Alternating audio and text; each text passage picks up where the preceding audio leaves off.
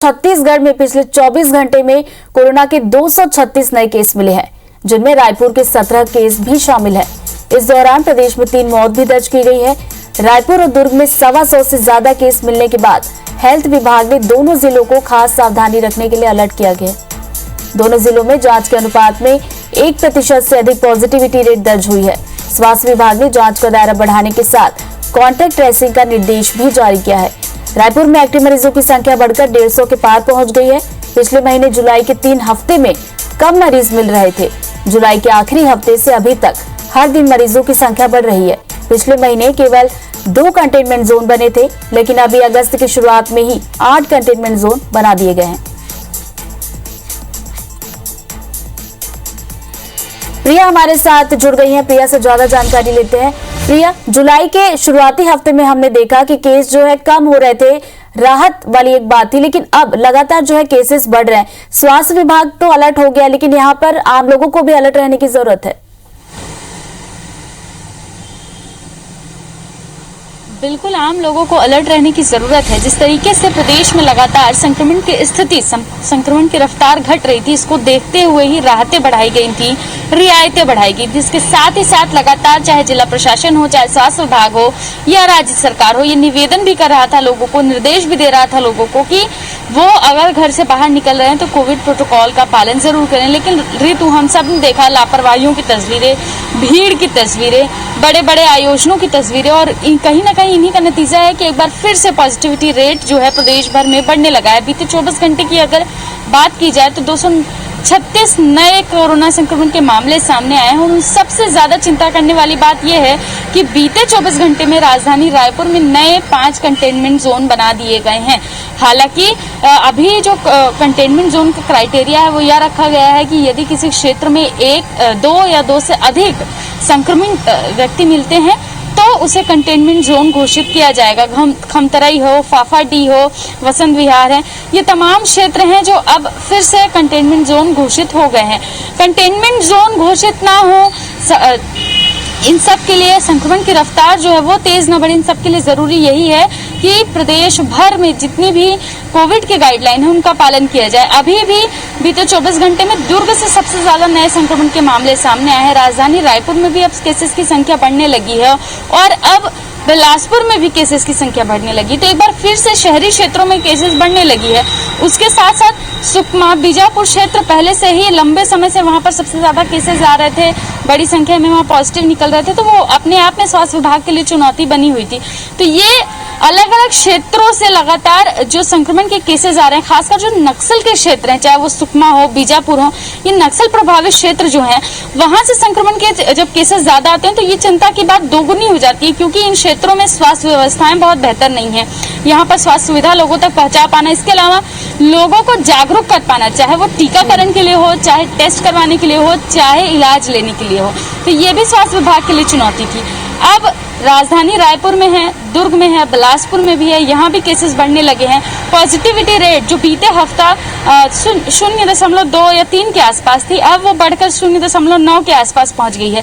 तो इन सब की तरह अभी फिलहाल यही जरूरी है कि लोग अपने घरों से अगर काम के लिए निकल रहे हैं तो कोरोना का जो गाइडलाइन है, चाहे वो मास्क लगाना हो, सैनिटाइज करना हो खुद को वक्त वक्त पर, या जो सोशल डिस्टेंसिंग हो, इन तमाम नियमों का पालन करना ही सबसे अहम इस वक्त हो जाता है। ऋतु, बिल्कुल प्रिया, बिल्कुल सही कहा आपने, क्योंकि अब केसेस बढ़ रहे हैं तो ऐसे में बहुत जरूरी है कि स्वास्थ्य विभाग तो अलर्ट है, साथ ही साथ हमें भी अलर्ट रहने की जरूरत है। बहुत बहुत शुक्रिया प्रिया आपका जानकारी के लिए।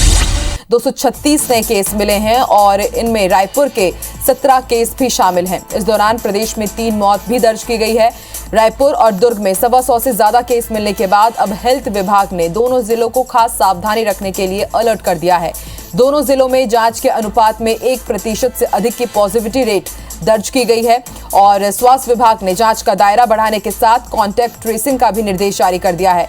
फिलहाल रायपुर में एक्टिव मरीजों की संख्या 150 के पार पहुंच गई है। पिछले महीने जुलाई के 3 हफ्ते में कम मरीज मिल रहे थे और जुलाई के आखिरी हफ्ते से अभी तक हर दिन मरीजों की संख्या बढ़ रही है। पिछले महीने केवल 2 कंटेनमेंट जोन बने थे, लेकिन अभी अगस्त के शुरुआत में ही 8 कंटेनमेंट जोन बना दिए गए हैं। सोमवार को रायपुर के रमन मंदिर वार्ड, फाफाडीह, कुकरबेड़ा, खमरतराई, आमानाका, बसंत विहार कॉलोनी, खमतराई में कंटेनमेंट जोन बनाया गया है। इन सभी जगहों पर 2 से ज्यादा कोरोना मरीज मिले हैं। इनमें से कुछ जगहों पर कोरोना मरीजों की संख्या 5 से भी ज्यादा है।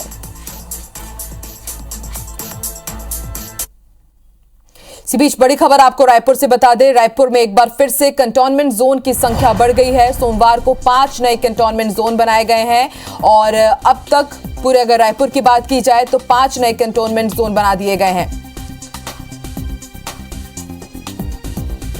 और ज्यादा जानकारी के लिए सीधे रुख करेंगे रायपुर का और बात करेंगे हमारी सहयोगी प्रिया से। प्रिया, पिछले दिनों हम राहत की बात कर रहे थे कि रायपुर के साथ ही छत्तीसगढ़ में भी केसेस कम मिल रहे हैं, लेकिन अगस्त की शुरुआत ही हुई है चिंता की बात के साथ, फिर से केसेस बढ़ने लगे हैं और अब एहतियातन कंटेनमेंट जोन भी बढ़ा दिए गए हैं।